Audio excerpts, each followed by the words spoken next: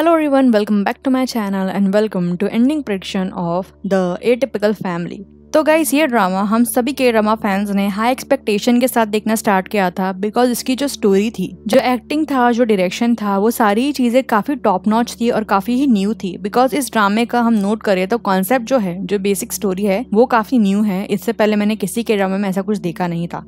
हो सकता है मैंने नहीं देखा हूँ, बट मेरे हिसाब से तो न्यू कॉन्सेप्ट वाला ड्रामा है ये। बट ट्विस्ट यहाँ आया कि इस ड्रामे की जो एक्सीलेंस थी in term of story line, acting और डायरेक्शन, वो खाली 3 एपिसोड्स तक की लिमिट हो गई और उसके बाद के सारे एपिसोड्स थे वो फालतू बन के आए। मतलब मेरे हिसाब से तो अभी जो स्टोरी है वो कुछ ज्यादा सेंस भी नहीं रख रही है। ऊपर से जो एक मेन चीज होती है हर के ड्रामे की, वो होता है chemistry between male lead and female lead, जो कि इस के ड्रामे में एब्सेंट है। इनफैक्ट एब्सेंट ही नहीं, माइनस में है। बिल्कुल भी अच्छी केमिस्ट्री नहीं है दोनों की। बट बिकॉज ये के ड्रामा मैंने आउट ऑफ क्यूरियोसिटी देखना स्टार्ट किया था, इसीलिए मैं अभी तक देख रही हूँ। 8 एपिसोड हो चुके हैं, सिर्फ वही एपिसोड बाकी है। तो सो फार जितनी भी स्टोरी कंप्लीट हुई है उसके हिसाब से क्या एंडिंग होने वाली है वो मैं आपके साथ इस वीडियो में शेयर करने वाली हूँ। एंड गाइस, आप लोग भी मुझे कमेंट करके बताओ कि आप लोग की एंडिंग से रिलेटेड क्या प्रेडिक्शन है इस ड्रामे को लेके। और तो और सो फार आप लोग को ये ड्रामा कैसा लगा, बिकॉज मुझे बिलो द एवरेज लगा ये ड्रामा।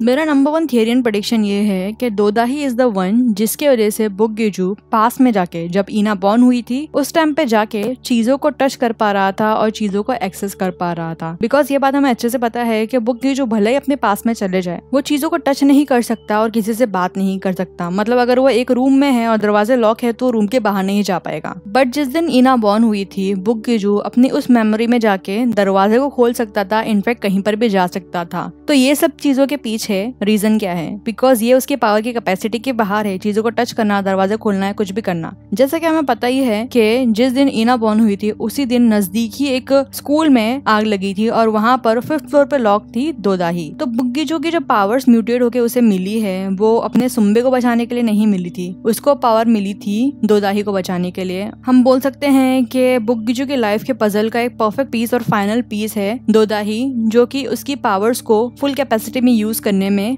हेल्प करेगी। तो मेरे हिसाब से दोदाही is the chosen one for बुग्गीजू। तो गाइस, आई बिलीव के जो लोग सोफा या ड्रामा देख रहे हैं उन लोग ने ये चीज कंक्लूड कर ही लिया होगा कि ऐसा सीन है, दोदाही इज द चोजन वन। तो ये जो फैक्ट हमने कंक्लूड किया है कि दोदाही इज द चोजन वन, इससे हमें थोड़ा बुरा लगेगा बुग्गीजू की एक्स वाइफ के लिए जिसकी डेथ हो गई थी एक्सीडेंट में। तो यहीं से मेरी बन के आती है थियरी नंबर 2।